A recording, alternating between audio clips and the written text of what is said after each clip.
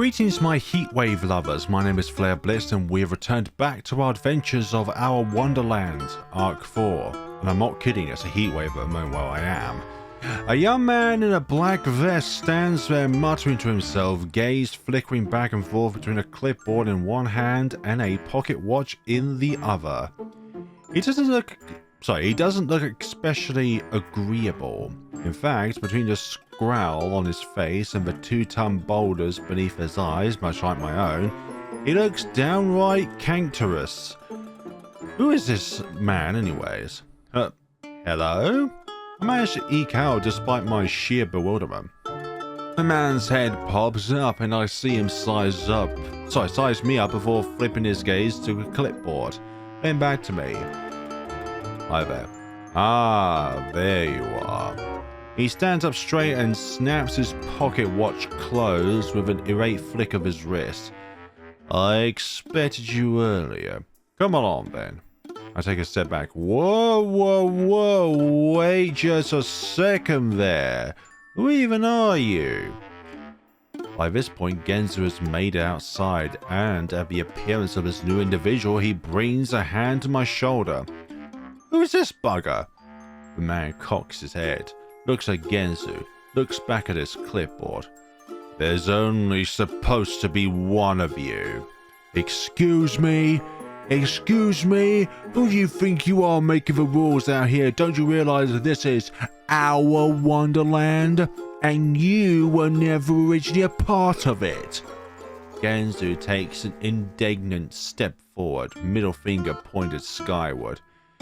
There's quickly gonna be none of you if you don't start talking, jackass. Pleasant fella, the man blinks. I'm only doing as I've been told. Pick up one Iggy Maxwell from the cottage by the lane at. Another click on the checkboard. Did Gidget send you, by the way? 5 on the hour. Picking up and taking where? Why, to the mistress, of course. Genzo looks at me. Mistress being Gidget. I look at Genzo. But, mistress? Funny manage. Yes, she is expecting you. Wants to make sure you made it safely and comfortably into town. I take a step forward, one hand to Genzo's shoulder in an effort to assert his palpable resentment. He snorts but seems to calm some. You mean Gidget? I asked despite being fairly confident of the answer. You do not speak of her in such a name. The man cocks his head in the other direction this time. That would be correct. I guess, I glance around. I don't remember this. I don't remember any of this. Yeah, this man is the first time here. And I don't think if that's a bad thing or not. Well, we'll find out. Sorry, not ride out. But a ride to Gidget seems good? Question mark? Convenient? Better than stumbling around this place ourselves anyway. That sounds fine. Yeah, we'll go. Iggy! And Genzo hears this. Oh, Iggy! You heard him. He's taking us to Gidget, which is where we were going to go anyway, right? I throw a hand back in the direction the rabbit guards headed earlier. Better than taking our chances with the 7-foot rabbits anyway. Genzo looks like he wants to say something, then jerks away and with a huff wipes at his nose. Well, I guess. I move towards a man who's now impatiently checking his watch again. Where? What? You gotta be somewheres, man? I hold out my hand in what seems like a friendly gesture of hospitality. Iggy? And, this is Genzo. The man looks at my hand, looks at me. You may call me Cecile. He turns on his heels with a flick of his vest tails, and shoved in his pocket as he starts down the path circling the cottage. This way, gents. I simply watch him for a moment, blinking in silence and hands still outstretched, then jog to catch up. Genzo scutters along behind, one hand to his cap. Both of us, however, are brought to an abrupt stop when we round the corner. And come face to face with the grandest carriage we've ever seen. Well, there's only a seat for one of you, so Genzo, unfortunately, you're gonna have to be left behind. Of course, I would not say that sincerely to Genzo. My jaw falls nearly to the floor.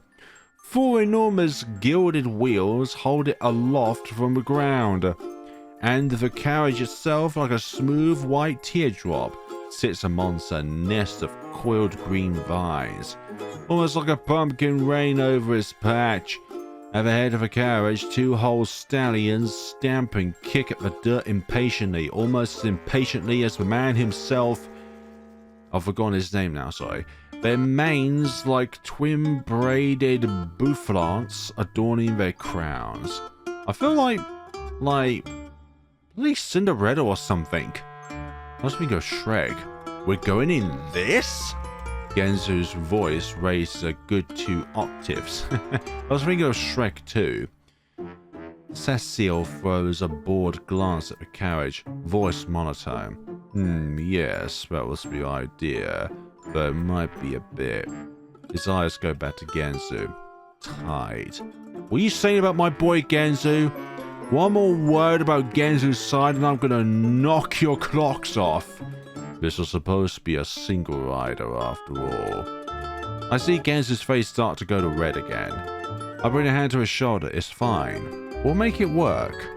Cecile opens the carriage door with an apathetic kick, then holds his hand out. Come along then. We're already late. Oh, right. I step forward, look hesitantly from Cecile to the open door, then grab his hand and use it to propel myself up and into the carriage. And once inside, I fall unceremoniously down onto the seat, banging my head against the back wall. For goodness sakes. The pain is relatively short-lived, overtaken once again by awe as I gaze up and around at the interior of the carriage. Where the outside had been utterly devoid of colour, the inside is rife with it. I see the pink strides, the arcing ceiling strewn with velveteen swaths of red, blue, and yellow fabrics, deep purple curtains pulled back against the windows, and even the chair I'm sitting on, a veritable throne, sporting no less than 4 different colours in its selection of cushionry. Directly in front of me is a small round table of rich mahogany. This is where the Knights of the Round Table are situated, but we just moved the table into this carriage. A tea set with cupcakes and cookies laid out on top. This is bloody luxurious. Almost as luxurious as that castle we're gonna go to at some point, hopefully. I swallow hard. All of a sudden feeling incredibly out of my league. Are you sure this is the right carriage? At that moment, however, Genzo tumbles in, and I quickly come to understand the full weight of Cecile's earlier comment. Cecile's? It's tight. Very tight. And as both of us try to squeeze into the single person seat, I feel beads of sweat begin ghosting my hairline. Genzo ends up half squished against my armpit, where my left leg is forced halfway up on his thigh. Oh dear, I'm glad there's some context behind all this. I cough. He coughs. We both cross our arms in sync and attempt to sit back with varying degrees of success. At least we will not be cold with each other. Pleasant journey, gentlemen. Cecile drawls before slamming the door shut and walking around to the front. Genzo shifts again. He looks 50 shades of uncomfortable, but at least we're not on the 50 miles of ton. Better than taking our chance with the 7-foot rabbits. My ass. Come on now. Surely this will not be that bad. I mean, this breaks the cycle in some ways. We're not going down the same trotting path with the same trotting rabbit, with the same trotting things that are trying to nibble our asses off. Hey, at least there's tea. Whatever tea there's left. Hey, Cecile, where did the tea go from the teapot? Ever so carefully, I lift it by its slender handle, then let the brown liquid arc down into the single cup. This was only made for one person. Once finished, I put it gingerly back on the table so as to not chip the delicate porcelain. At that moment, Cecil must whip the horses in gear because we moved forward with a jolt and the freshly filled teacup slides straight off the table onto the floor, cracking in two. For goodness sake, Cecil, look what you've done to our cup. Oh, smooth. I step back, place my hands in my lap, curl them around my chest and place them back in my lap, and the cycle continues. I turn my gaze towards the slowly panning scenery, eyelids drooping. This is going to be a long ride, isn't it? Are we there yet? No. Are we there yet? No. Are we there? No! Is that what Genzu's going to say? Or no, I don't think Iggy would say that. The most likely one would be Genzu. But out of the whole group, I think the most likely one would be... I don't know why, but I think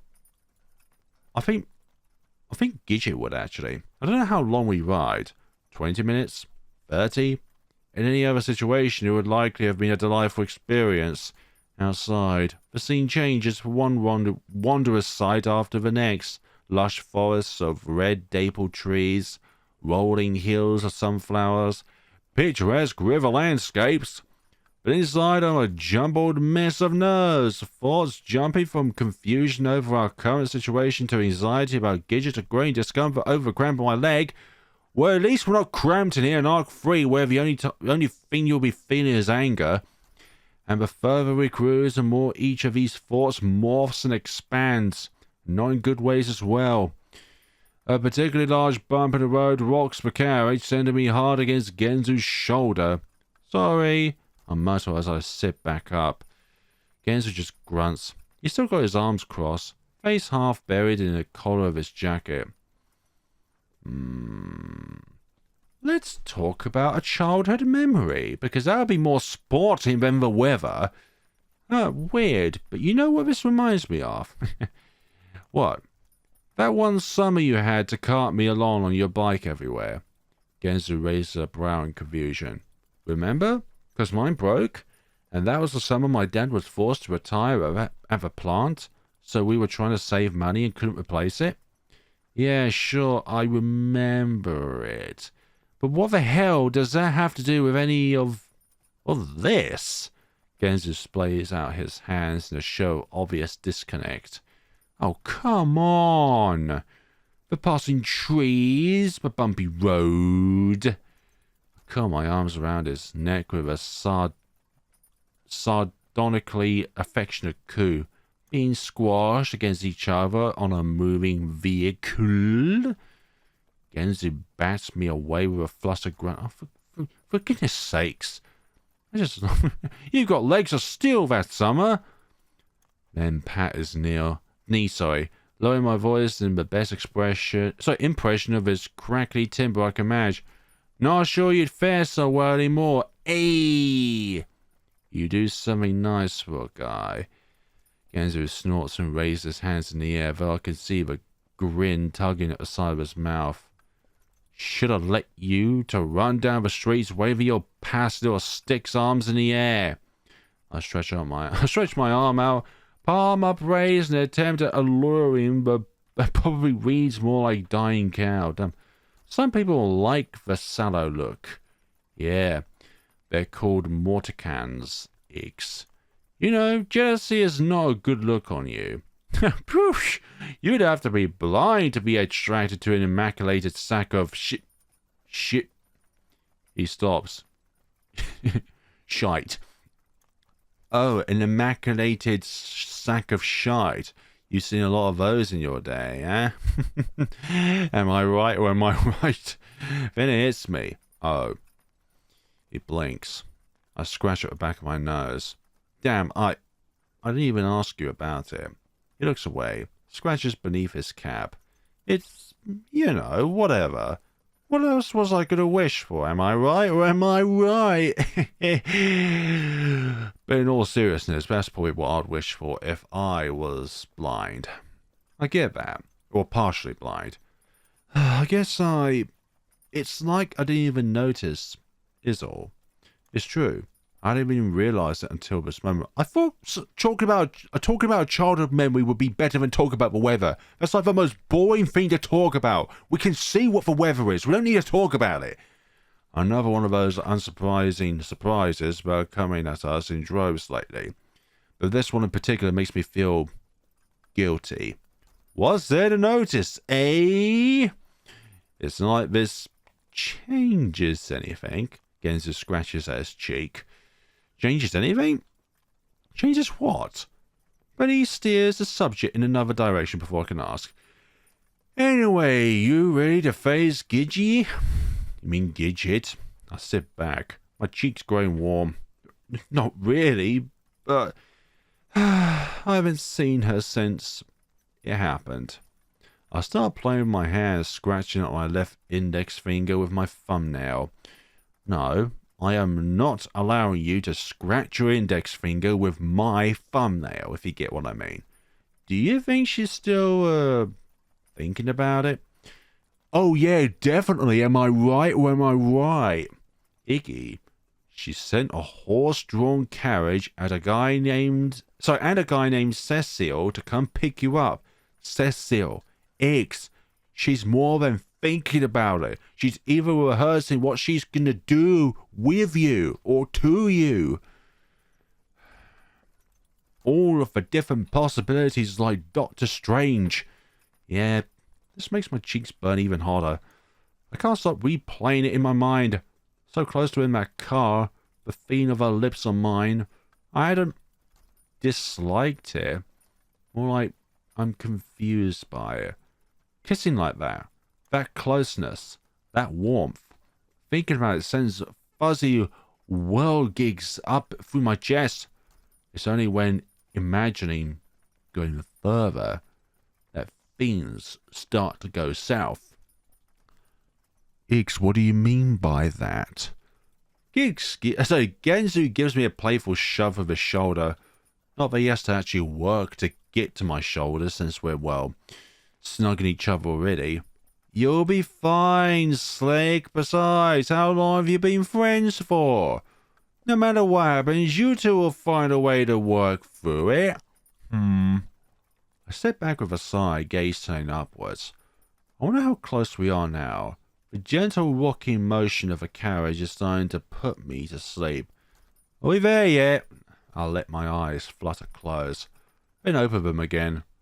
Just staring up at the roof of the carriage. Those colours, those bright colours, that rocking motion. Something about that combination.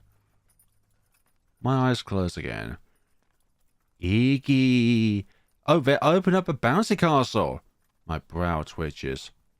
Come on, Gen, bouncy castle! Goodness sakes. Goodness sakes, that's right!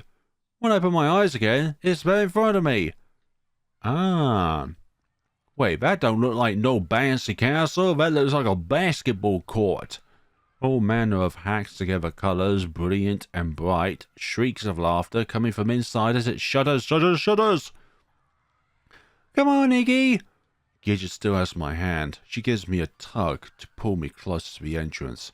She wants to give us another kind of tug later. Alright, not in this form though. I mean, anyways, whatever. In the current form of our timeline, not dreaming in the past. Alright, at this point I don't have much of a choice. Besides, when am I going to have another chance to jump around inside an inflatable castle? Let alone jump around inside an inflatable castle with Gidget. Gidget pulls herself up and inside the entrance flap, promptly falling down on her rear end in a flurry of fabric. Graceful, I say with a laugh. Starting to climb in after her. Then I pause, look back, and those two are there. What these two are up to? These are both not what you call very positive, expressional people at this point in time. I prefer Orlem's though to look at than Genzo's. Genzo looks like he could turn you into stone. Genzo and Orlem are just standing there. Genzo looking sullen and brighted, and Orlem looking back and forth between Genzo and the castle with increasingly nervous flicks of his head. Come on, come on, Orlem. Do you want to go on it? I hear Orlem ask. Like bloody hell, I do.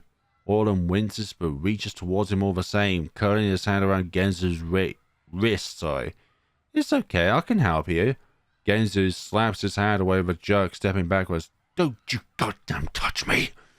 Do you realize you have just ruined my wrist? Now I'm gonna have to wash it off for at least half an hour. I feel all of a sudden guilty. Come on, Gen. Gen, sorry, I'll step back out. Dash towards him, already out of breath. I'll help you. I just said I'm not going on that thing. Genzo just squawks. It'll be fine. Come on. Come on, Autumn. You can join in as well. I grab his hand.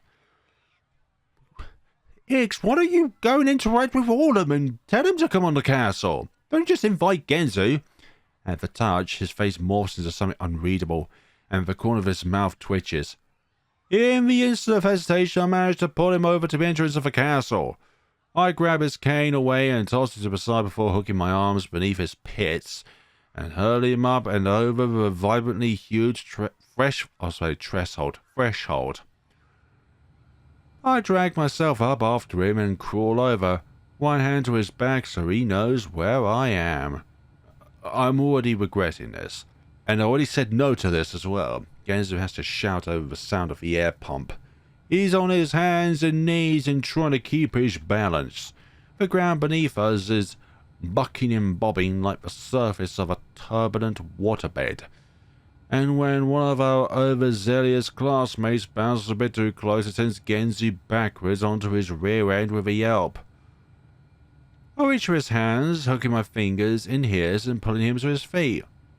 Just hold on to me, I shout before grabbing his other hand and starting to bounce. Whee! Look at that! For once, Iggy is the one that's happy and Genzo's not the particularly happy one. Yeah, Genzo is not having a great time. First gentle bounces, testing over water, so to speak, then slowly transforming into larger and larger bounces. Genzo looks positively terrified at first, and his fingers are clenched to mine so tightly it's cutting off the circulation, but who cares? Who cares if we lose 2 or 3 fingers, right? Am I right or am I right? But little by little he starts to join in, grin playing on his lips as he moves up and down with the undiluted. That word floor, I know how to pronounce it, it's just not coming out of my mouth. There's a flash of purple next to us as Gidget bounces over. Oh, that's the way, boys, she laughs. I feel like I'm walking on the moon. Genzo shouts and nearly falls over. My turn, Iggy. Gidget's hands are on my shoulders now. I laugh. Release Genzo's hands to grab Gidget's instead. I don't know, I think Genzo kind of needed us. Fine, I say with a grin. How could I resist the invitation of such a lovely lady? My prince, she coos sarcastically. Don't let me fall. Genzo falls back silently. I see his arms drop to his sides. He's no longer bouncing. He kind of needs your support there, Iggy. But Gidget is jumping now. High. So high, she might hit her head on the ceiling.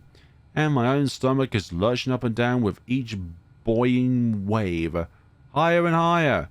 Both of us laughing and shrieking, toppling over each other. I'm not sure how long the 2 of us bounce before Autumn makes it over.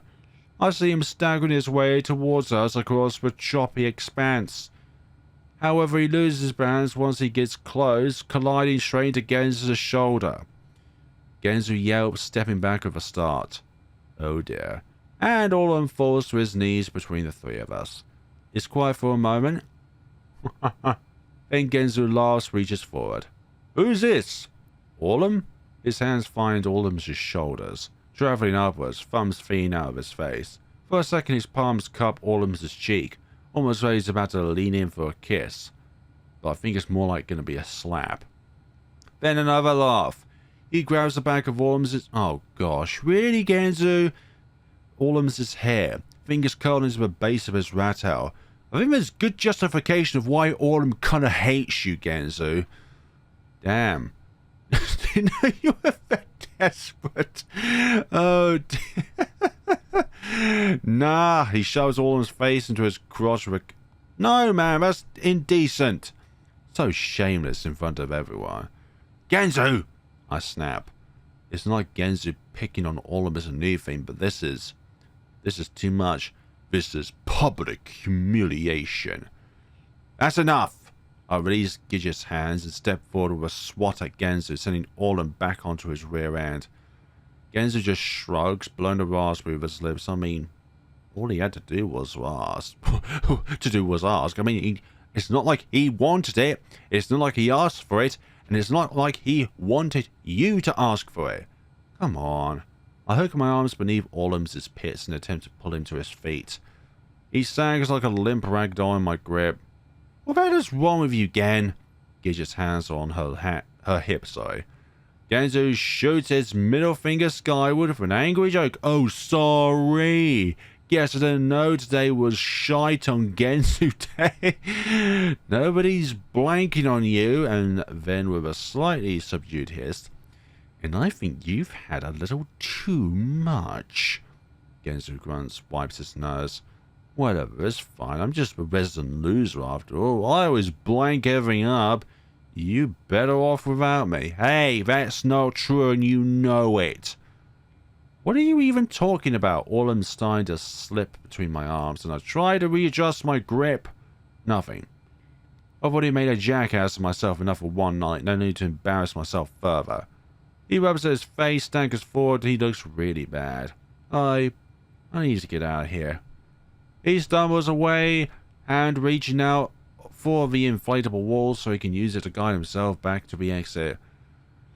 I watch him for a moment before finally yanking Orlin the rest of the way up.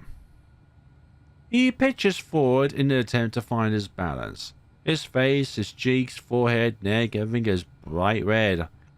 He doesn't look at me, his shoulders hunched as he tugs at his rat tail. Gidget takes a gentle hold of his shoulders in an attempt to steady him, her face a mixture of pity and curiosity. I throw another look in Genzo's direction. He's stumbling along about halfway there. Then an erraant bounce and one of our classmates rocks his balance and he goes down hard. Sheesh. Visions of him getting trampled fill in my head. And not in a good way as well. I take off after him. I make it about 5 looping steps before I, too, go down. I land half on top of him, and for a second I can't do much of anything, the world jumping and shuddering around me. But once I get myself, I manage to grab hold of Genzo's smaller frame and roll out to the path of our screeching classmates. Oh dearie me, with a tangled mess of limbs now, my fingers clenched on the fabric of his jacket and his leg hooked over my hip. Oh dearie me, what kind of colossal mess is this? I can feel his heart beating against my chest. It sounds like he's going into overdrive, and his breath is short and stilted against my neck. Iggy? His voice sounds semi-panicked. Yeah, it's just me, I say near his ear, but for some reason this doesn't seem to distill his distress. If anything, his heart starts to beating faster. I didn't want you coming out looking like a pancake. The side of his mouth twitches, and I feel him start shifting against me. Anyway, come on, let's get out of here before both of us get crushed to death. I give him a squeeze around the middle, and drag the both of us towards the exit. We go rolling from the cracking tub and onto the floor of the gym below with a flop. It takes a moment for the world to stop spinning and my head to stop ringing, for me to get adjusted to the bright lights and sudden quiet. But before I can so much as sit up, Genzo has already extricated himself from me with a jerk. He smooches away, the look of panic back and stronger this time. Where's my stick? It's over there, what's wrong? Just give me it, okay? I raise shakily to my feet, throwing a glance towards Gidget as she slides out after us, then wandering over to where I tossed his cane. When I offer it out to him, he quickly snatches it from my hand. He's acting weird, shoulders hunched, body turned away from me, legs crossed. You okay? I'm fine, just... I'll be right back, okay? He flicks his cane out and begins walking away, nearly running into a trio of chatting girls along the way. Okay, I guess. I say to no one in particular. I have no idea what's gotten into him. Well, okay, I have some idea, a whole bottle full of alcohol. Yeah, that's probably one part of it, a major part of it. But even that doesn't explain his current behavior. I tend to smooth down my rumpled clothes before wiping the sweat from my forehead. Between the physical exertion and the build-up of dry air in that thing, I am absolutely parched. So I wander to the nearby table of drinks one of the parent chaperones is manning and grab a couple of water bottles, figuring I'll give some for everyone. I'm on my way back, 4 water bottles tucked in my arm, when I see Gidget talking to Autumn. Said to tell you something. Huh? Said he needed you to, help him with something. He did? Autumn gets very flustered at this. I could see him curling and looping his fingers through his rat tail. Yeah, he went down that way, I think. She gestures off in the direction Genzo headed. Or is this just a way in order for Gidget to get Autumn off her back so that Gidget can spend some solo time with Iggy, Autumn follows her finger with his gaze, glances back, looks again. Just as I arrive with a water bottle as he scutters off, looking very much like a mouse escaping into its hole. Where'd he go? Gidget just shrugs and sees the water. Oh, is that for us? Yeah, guess I'll just keep these when those two come back. I hand her one, trying to figure out what to do with the others before finally shoving one in each of my jacket pockets. They're only half fit, sticking out humorously above the fabric like sweaty dumbbells. Want to sit down? I nod in the direction of the bleachers as I unscrew a cap of my own water bottle and take a swig. Sounds good. My feet are killing me. A short climb later, and we're halfway up the bleachers, perched on one of the benches and gazing down upon the boisterous gym floor.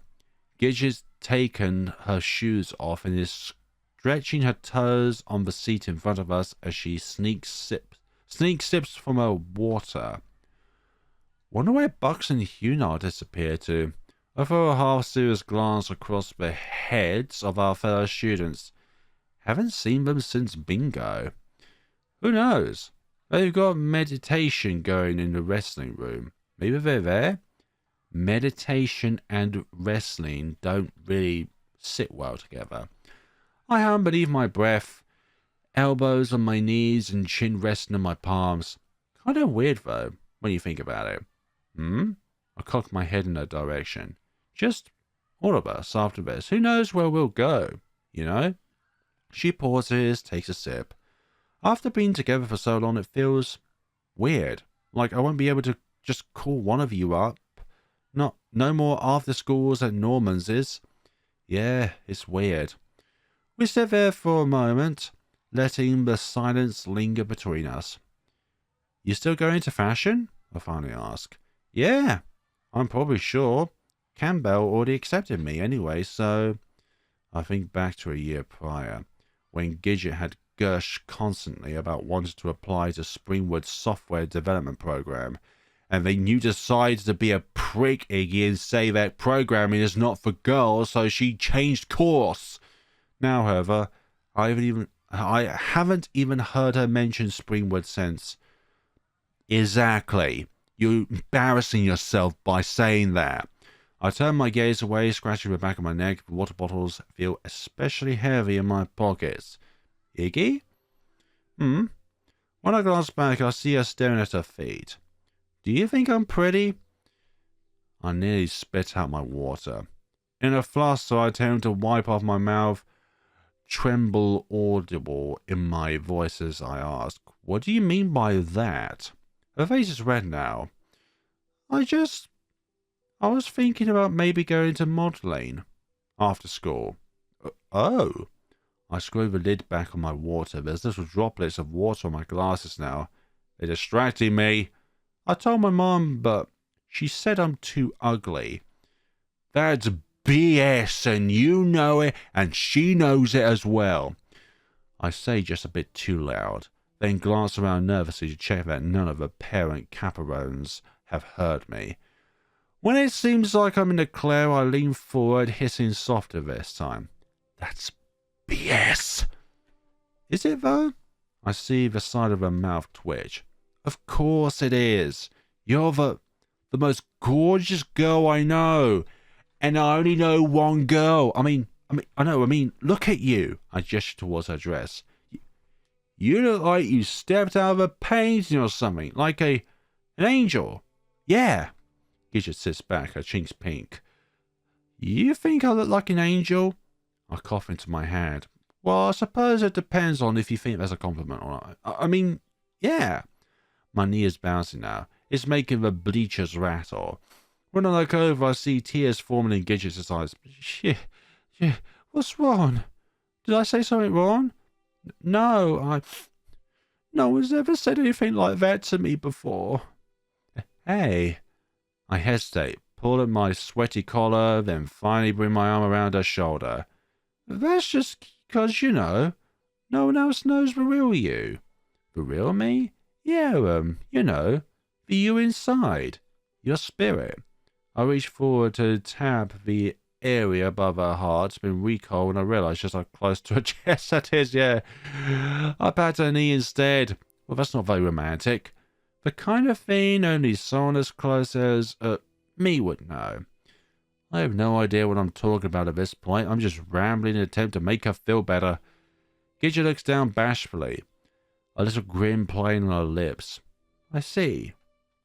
So don't let anyone tell you you're ugly, okay? You're always beautiful to me, both externally and internally. For a second, I worry that she's going to start crying again. Her head tilts downwards towards her knees and her eyes go strangely dark. Ah. Then she jerks upwards, her cheek pressed against my shoulder and her smile reaching from ear to ear. Why are you rubbing me like that? You're not my pet.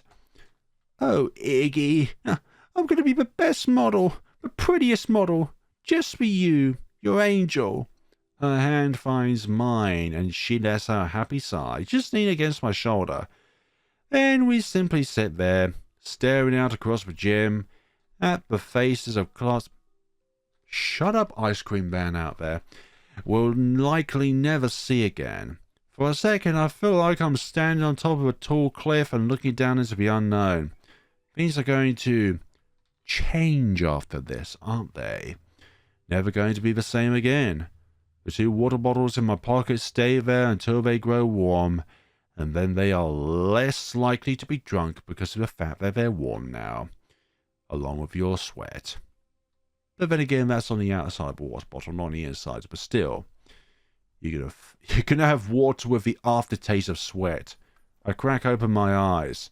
The world is colourful and bleary, my head cloudy, pillow soft beneath my cheek. I think the pillow is Genzo. I must have fallen asleep. I don't even remember. At some point my memories had simply drifted off into black nothingness. The calming lull of the carriage rocking beneath us had probably knocked me right out. I blink away the crust and sleep in my eyes, allowing the light to drift in and the world to sharpen. Everything is tilted just slightly sideways.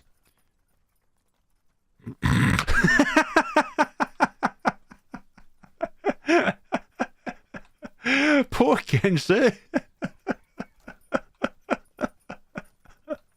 And I realise with a start that the pillow crooning my head, and the one I'm currently drawing on is not a pillow at all, and it's in fact Genzu's head. My whole body is slumped up against him. It's like some kind of limp doll.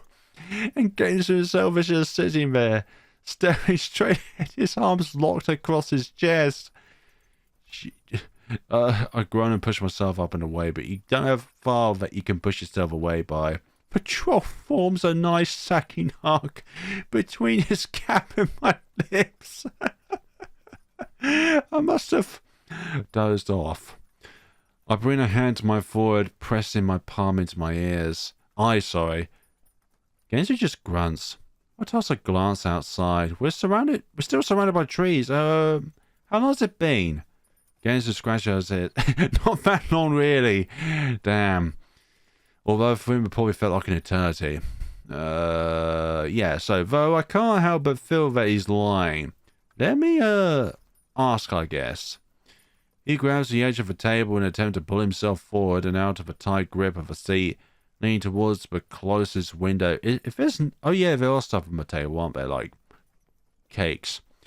You, see... How much longer have we got on this, Spain? There's no response. Cecil! He pounds the side of the couch and says, hello up there! Someone... Oh, dear. When there's still no response, he falls backward with a scruddled sigh, once again squeezing my pelvis into the side of the seat. Bloody clipboard-carrying jack-off. I let my gaze drift back towards the scenery. The trees are still there, but they're growing sparser.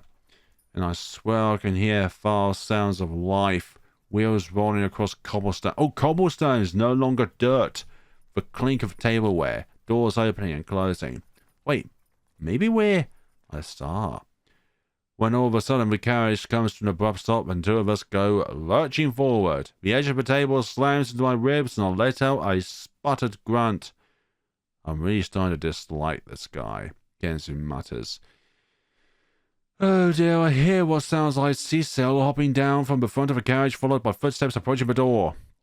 It opens with a jerk. We have arrived. Thank goodness Christ, Genzo practically launches himself out the opening. His foot must get caught on the edge of a carriage row because his launch quickly turns into free fall. And he face plants on the ground in front of Cecil's foot. Cecil looks down at him with disdain, then holds up a silent hand to assist my own descent. I can't help but feel like some kind of princess as I take it, gingerly avoiding Genzo's prostrate form on the cobblestones as I step to the ground. My gaze goes immediately to our surroundings. Well, it looks like we skipped some death scenes. We're in some kind of small village. Quaint white and dark wood cottages surround us on all sides, and puffing chimneys punctuate the uneven horizon. Well, we came here in a much different way, and we're both feeling very different. I think Genzo's one actually that's more angry than we are.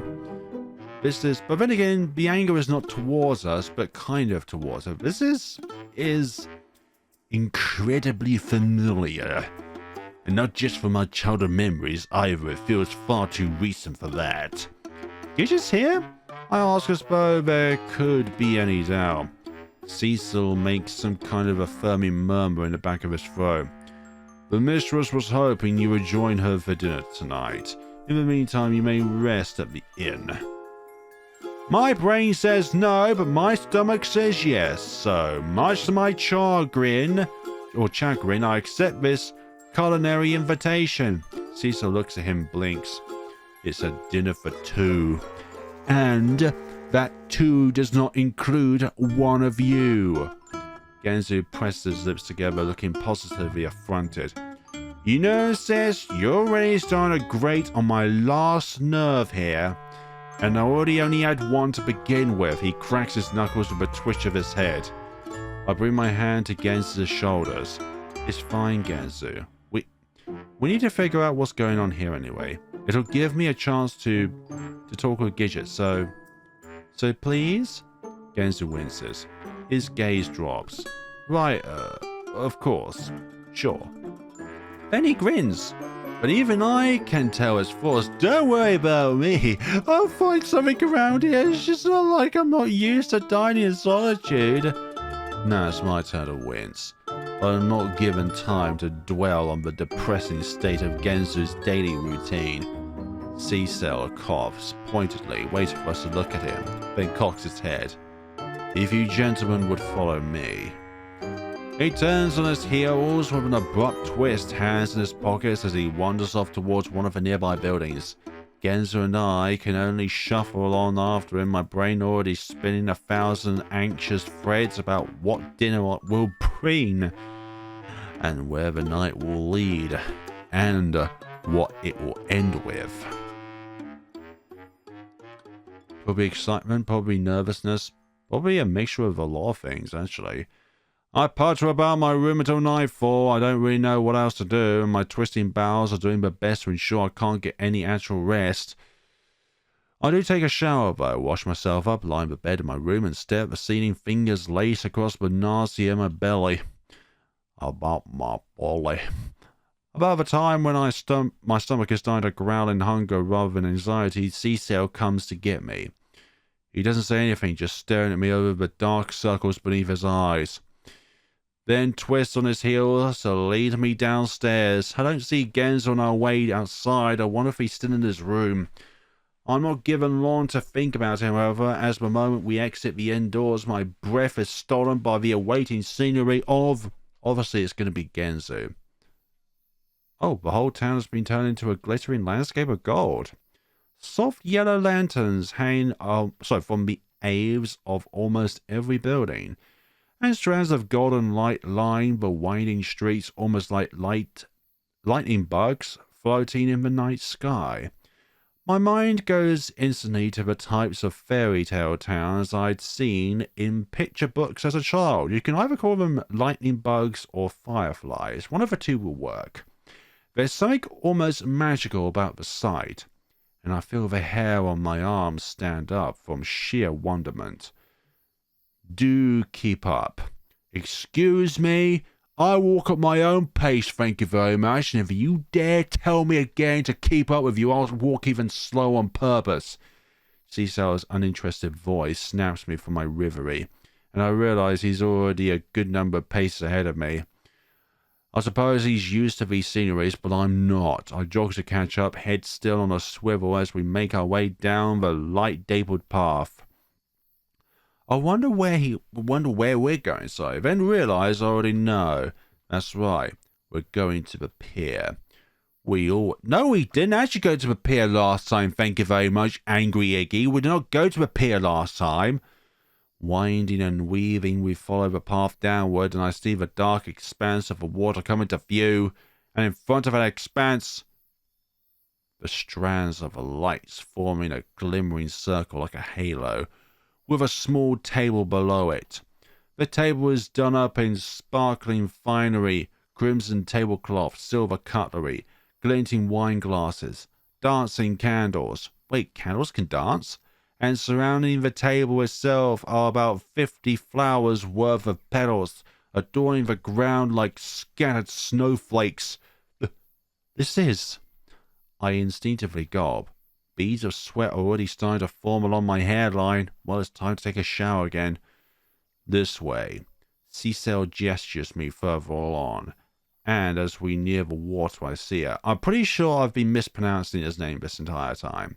She's standing along the railing, looking out across the lake, expecting us. But she turns at our approach. Hello there. How you doing, Gidget? Hope you're having a lovely evening here. The backdrop is lovely. Backdrop. For the second time that night, I feel my breath stolen from me. She looks gorgeous. Oh yeah, we didn't even walk past that advertisement of her, well, displaying herself. Soft smile playing on her lips, eyes quivering, blonde hair cascading down her back like shimmering gold beneath the glow of the hanging lights. I must look like a deer in the headlights because she brings her hand to her mouth with a little laugh. Aww. Hey, you! Hi.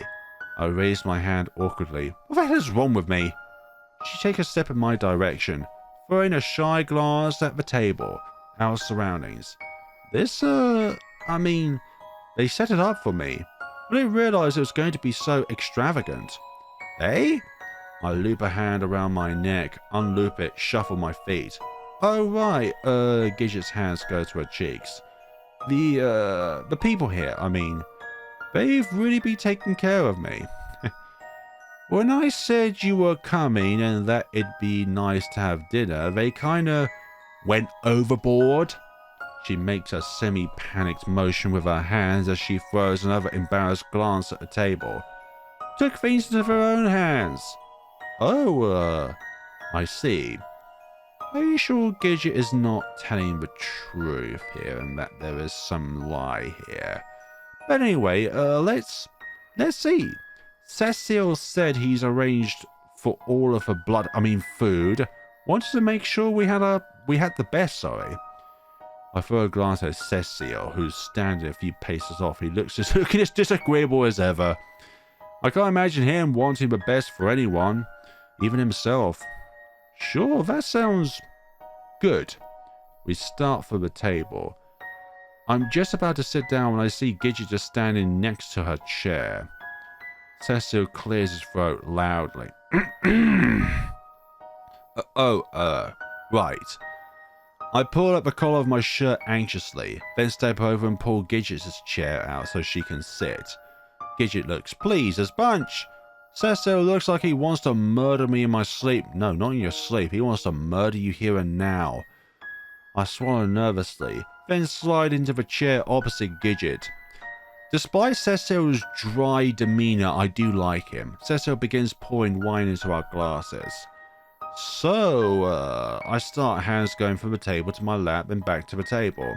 But Gidget speaks up before I can find my words. I need you, come, she says softly. Well, you kind of arranged it for us, so it's not like it was going to be a huge surprise. You did? She nods, a shy smile playing on her lips. Something inside me, I just knew. I could feel it. I could feel it, or I'd just known it from previous incidences. Even down to the day, isn't that weird? That's how I was able to send Cecil to come pick you up. I hope the ride was comfortable. Yeah, and also quite warm as well. I had good company with me. Very good company. Oh yeah, it was fine. Great. No point bringing up the seating situation now, especially when Cecil practically breathing down my neck. I do know what you mean, though. I've had similar things myself, but things are familiar somehow. It's been weirding me out since I got here. Right. Like, how in the world could any of this be familiar? Gidget laughs. The sound of it reminds me of orange soda somehow. Orange soda? Her gaze softens, drops to the table. And yet, it is. Almost like, this is right. This is where we're supposed to be. What we're supposed to be doing. The side of my mouth twitches. I'm not quite sure I share her opinion, but okay. I have a mouth to say something. Only for Cecil to cut me off with a plate full of food. Your dinner. Oh, thank you. I hope it's not the same kind of meal they're all prepared for us in Arc 3, but this time Gidget is the butcherer. He placed in front of me a steaming hot plate with vegetables, potatoes, and a large steak at its center. I hope the large steak is not It so looks delicious. Just the smell of it sends my saliva glands into harmonious ecstasy. This looks amazing. Thank you, Cecil. Shall I provide musical accompaniment for the evening? Oh, that would be wonderful. Yeah, let's bring the mood in.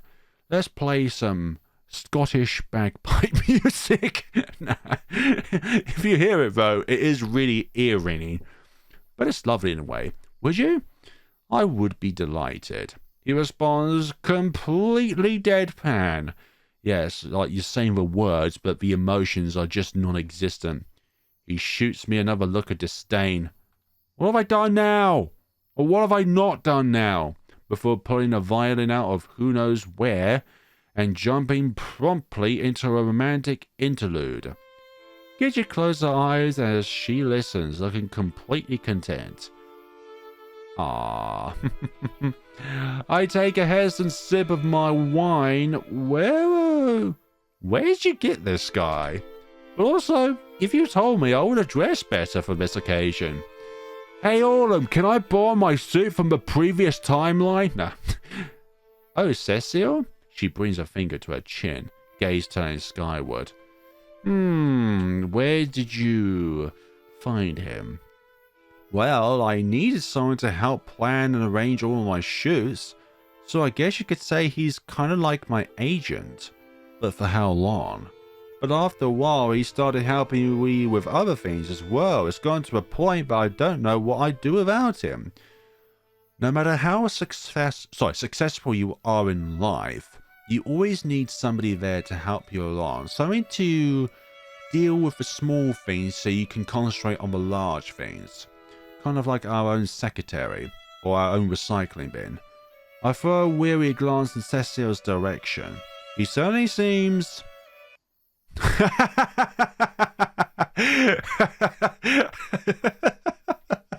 The music just stops. That's what I'm getting my giggles from.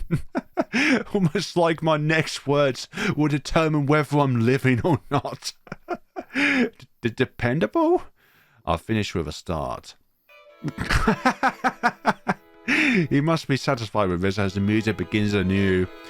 Yeah, we're not skewered. Gidget just smiles. She picks up a wine glass, swirls it around, staring at the revolving liquid. Also, he was there for me when I first got here. I was a bit of a mess, to be honest. Head all over the place. In a bit of a dark place. I see her lip tremble. I suppose that was post-mother events. When it came down to her mother always thinking that she looks ugly and she should not pursue a career path and she wants to do. Anyways, I'm trying with my own voice. I don't know. It was like there was a moment when I just needed someone desperately. And then he was just there. Like he was just summoned out of the sky from a wormhole and came down to serve me. My thoughts go immediately to that moment in the car. To the way she looked at me afterward. Dark. Just the way her eyes are now. I can't help but feel like I'm the one responsible. Yes and no. I would say yes because of a lack of a response, but no because it's her emotions as well at play here. That's great though. Yeah, that's great. I take an overly large sip of my wine. You said, shoots? That means you're doing modelling gigs, Ben, is that right? Mm-hmm. She brightens at this. Oh, Iggy, you should see me. I'm having the time of my life. Everyone loves me here. I've never felt so alive, so right? Like, finally everything I've done is paying off. That's fantastic. Come on, Iggy, be more confident behind your words here. This is Gidget you're talking about here. Everyone loves me the way I am now. I get so many compliments all the time. About how beautiful I am. About my hair. About the outfits. Oh God, Iggy, you have to see some of my gorgeous outfits I get to wear down here. Let's not sidetrack the conversation with something that is not about this conversation. Sounds amazing. There's something about her words that doesn't sit right with me. But at the same time, who am I to question what she wants? She does seem awfully happy, right? That sounds amazing. Yeah. I'm really happy for you. This makes Gidget beam. You are? Her cheeks are practically radiating pink now. She suddenly goes shy. I was hoping you'd think that. I've been working really hard. For you. My stomach flops, and the feeling of discomfort I had before saying anything spreads out like wildfire from my belly. I stuff a forkful of veggies into my gob. To be honest, I always think about you doing my shoes. Wanted to make you proud. I've been wanting you to see me so bad. To see what I've been able to do here. My face is starting to grow warm. I wanted to show you how beautiful I've become. She looks down at this, her own cheeks growing pink. So I could be your angel. About the flashback from the bouncy castle. I promptly choke on a green bean, which may or may not have been on purpose. Eyes watering, a thump on my chest. Iggy? Gidget jumps half up out of her chair and Cecil's music comes to a tonal halt. I sputter out a series of coughs, before I'm finally able to expel the bean from my throat, sending it flying back onto my plate with a gooey flop. Goodness sakes, Iggy. Have you no manners? Gidget smiles nervously at me, forcing a chuckle. Are you? Okay. Sorry, yeah. Just, went down the wrong tube. I reach immediately for my wine glass and down about half of it in one gulp. Oh, for goodness sakes, if you're going to do that, at least do it with some water, not with alcohol. Gidget sits back down and Cecile sets back to his violin with a look of resentment in my direction. Ugh, all of the different ways I could devour him, kill him. I've already thought about 100 different ways in which I can send that rat down to hell and make my life just a little bit less boring. All I could do is stare down at the half-chewed beans sticking out from my mashed potatoes. This is going to be a long night. A long night. A very long night. Fortunately, the rest of the dinner goes by without much fanfare.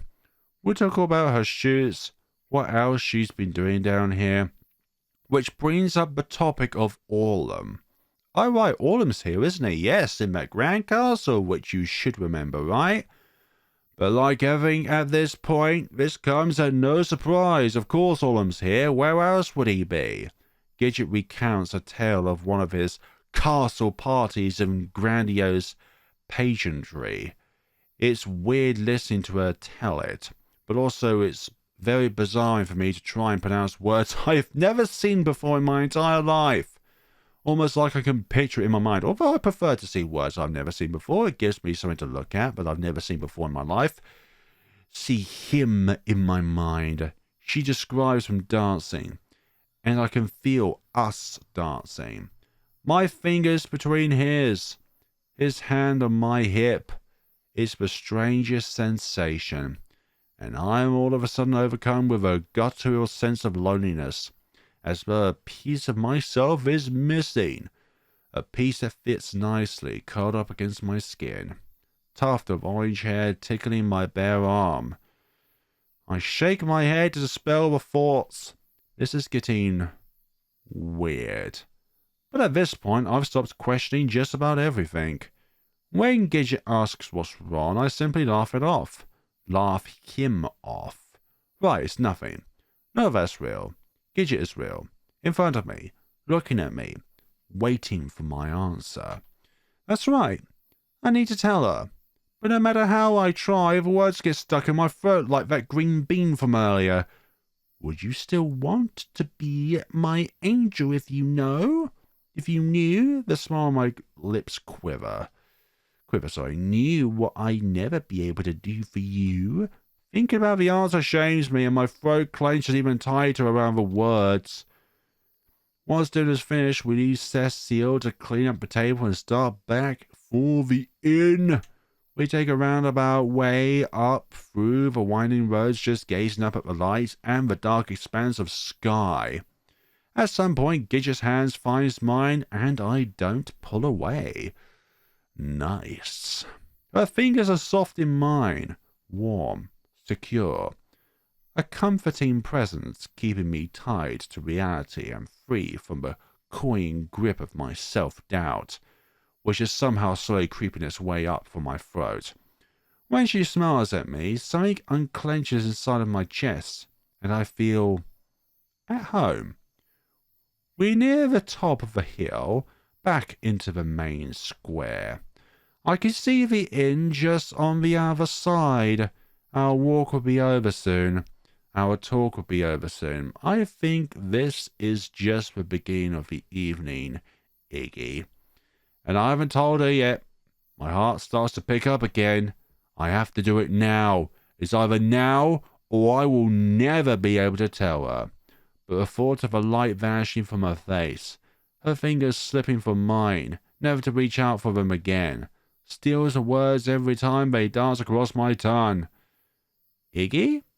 I feel her come to a stop, so I stop, too, looking back at her. She looks at me, at the ground. I feel her fingers tighten around mine. I'm sorry, she finally says. What for? For what? I just say it reverse. For that day back in the car. Oh, she's the one who's going to bring up the subject. I wonder if this conversation would play out differently if we're the ones who said it first. She presses her lips tighter. It feels like forever ago to me now, but there hasn't been a day where I haven't stopped thinking about it. Haven't regretted it. I shouldn't have pushed myself on you like that. Her shoulders start to shake. Then I see the tears. Yeah, that's more than just tears. That's a waterfall on both ends. First tiny sparkles that dance on her eyelashes, then morph into rivers that wind down her cheeks. Hey. I reach forward before I have a chance to think about it, pulling her into my arms. She buries her head into my shoulder. I'm so scared, Iggy. Scared of what? I feel like if I lose you, I lose everything. This makes my brows furrow. I sit on this for a moment, pondering it. Then slowly, why would you say something like that? She rubs her face into the fabric of my shirt, leaving streaks of snot and tears. I don't mind the tears, but the snot? I don't know. It's stupid. I just feel so lost sometimes. But not when I think of you. When I think of you, everything makes sense. A pause. I feel like you're my one chance. The only one who could like someone like me. Gidget. I just so desperately want to make you happy. To be perfect for you. So we could have the perfect life. Something twists inside of me, and I'm not sure if it's related to the residual guilt still building in my gut. The fact that her words hit terrifyingly close to her feelings, to feelings I've entertained myself, or something else entirely. I pull back with a frown, and as she looks down at me, her eyes watery and streaked. I feel my muscles move on instinct. Almost like I'm being pulled by some invisible force. Ooh, what's going to happen here? I reach forward, lifting my toes ever so slightly. Aww. Hey, Iggy, what a man you is. You're making a girl's heart whole here. I press my lips to hers. Her eyes open wide at first, then squeeze tight. Tears flooding their corners as her arms go around my neck. Ah, goodness sakes. God, it feels good. Just holding each other like this. Her lips wonderful against mine. Sweet against mine. Washing everything else away. And when I pull back and see her cheeks rosed in, her mouth cocked in that usual off-kilter grin of hers, I can't help but think that she's the cutest thing I've ever seen in my entire life. And for goodness sakes, everything around me that I usually see is, well, devoid of any kind of cuteness. She brings her hand up to wipe at her eyes with a blasphemy giggle. God, look at me. It's okay. I probably don't look much better myself. Silence settles over us as we simply stand there. Identical awkward grins on our faces. What do I do now? I've never been in this situation before. Does she expect me to do something? To say something? I bring a hand to my forehead. I'm feeling sweaty again. Sorry, I'm really bad at this. I finally say, voice cracking. It's okay, I am too, honestly. Gidget brings her hands up with a little wave, her gaze dropping in nervous uncertainty. Do you want me to walk you home? I glance around, suddenly feeling quite stupid. Not that I know where home is. Gidget just laughs. It's just that little house down the road. The people here got it ready for me a little while after I arrived. Right then. I'll walk you to the little house down the road. I say with an undoubtedly dorky grin, then re-find her hand. I would be delighted if you walk me there. Walk me there, good sir. She gives us a half-bow, half-courtesy thing, with a snorted laugh. And then there's Cecil in the background there thinking, well, that's bloody my job you're stealing. Then the two of us are making our way along, back down the path, interlocked hands swinging between us like high school sweethearts. But this is no high school prom or anything like that. This is real life in the Wonderland. For once I feel happy, content. What? Wait, did you just dream of all that? I didn't tell her. Oh my gosh. I didn't tell her. I stood over sitting in my room back in the inn, fingers clenched in my cheeks and pulling down the skin around my eyes. I had one thing I needed to do, and I couldn't even do that. If anything, I probably just made it worse, because now she has, like, expectations. Now she's just going to assume things of me, hope things of me, and I'm going to let her down. Well, it's best you tell her now than later. Oh, blank, am I going to let her down? I roll over onto my side, bring my knees in against my chest. Blank, blank, blank. She's going to hate. No, she's not going to hate you. I'm going to break her heart. You're not going to break her heart. Already the telltale heat just beating up beneath my eyes, tears pricking the corners, and the nausea's back with a vengeance, cruel and bitter as it eats away at my heart. Before I can completely lose myself to my misery, however, is that Genzu? Oh, there's a knock on the door. I blink my eyes. Sit up. Who could? I wipe up my face to erase the bleary traces of tears, push myself to my feet. But as I'm taking a step to the door, a wave of deep guttural fear washes through me. I stop.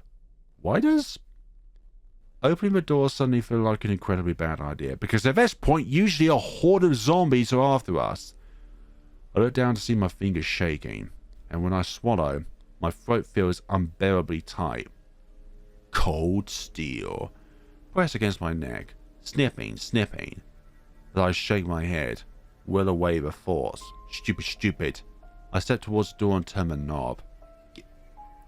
But I stop before I can finish. It's not Gidget. Is it Genzu? Hey, Genzu! Buddy, old pal! You right there? And looking mildly shell-shocked, too, as though he'd just forgotten everything he's been about to say. Is all he manages, his eyes twitching. What is it? I run a tired hand through my hair. He bites down on his lip with a frown, looks up, down, then finally breaks out an overly wide grin. How'd it go, huh? I wince. This is not really what I need right now, but at the same time, familiar company does seem more preferable than drowning my thoughts. I nod for him to come in with a little grunt. He steps inside almost nervously, looking around the room as he smooths down the front of his jacket. It went great and horrible, I finally say with a sigh. He plops down on the bed. That's what we learned individuals like to call an oxymoron, Iggs. I didn't tell her. Genzu's brows arc. You didn't tell her? No! I sink down next to him before falling flat on my back, hands on my face. I chickened out, okay? I just couldn't goddamn do it. He looks back at me, his eyes tight, then brings a hand to my knee with a reassuring squeeze. It's okay. These things take time sometimes. I just groaned. His words provide me no comfort. I couldn't stop thinking about how she'd hate me once I told her, that I'd ruin everything, that she wouldn't be able to look at me the same way anymore. There's a long, pregnant pause. You saying this pause lasts for 8 months. Genzu seems to be looking at the far wall. Silent still. So still, in fact, that if it weren't for the gentle rise and fall of his shoulders, I would have sworn he died right there in his introspection. He shifts again, then finally flops onto his back next to me, both of us just staring up at the ceiling. Wow. What a sight. I see him open his mouth. Close it. I have something I've never told someone to. Really? You? I laugh in spite of myself. You've always said the first thought that pops into your head. Well, all of us have our own inner secrets, ones which we always keep to ourselves. Sometimes we tell them to only those that we trust the most.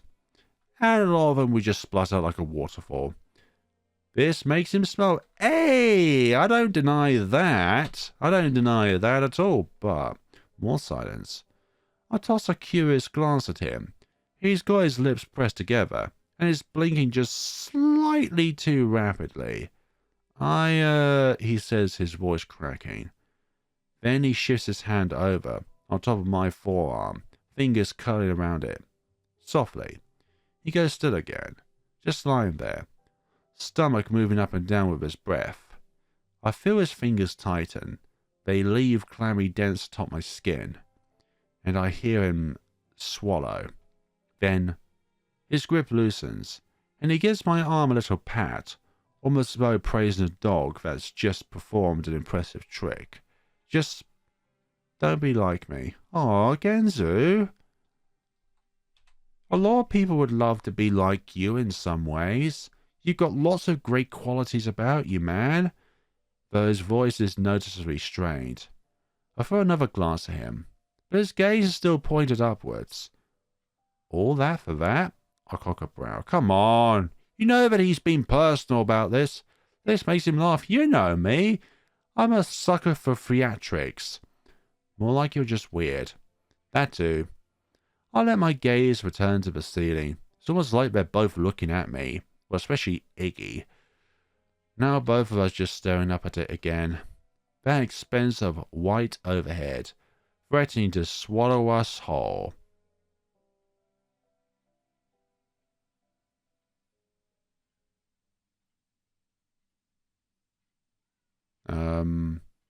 Is there something? Okay.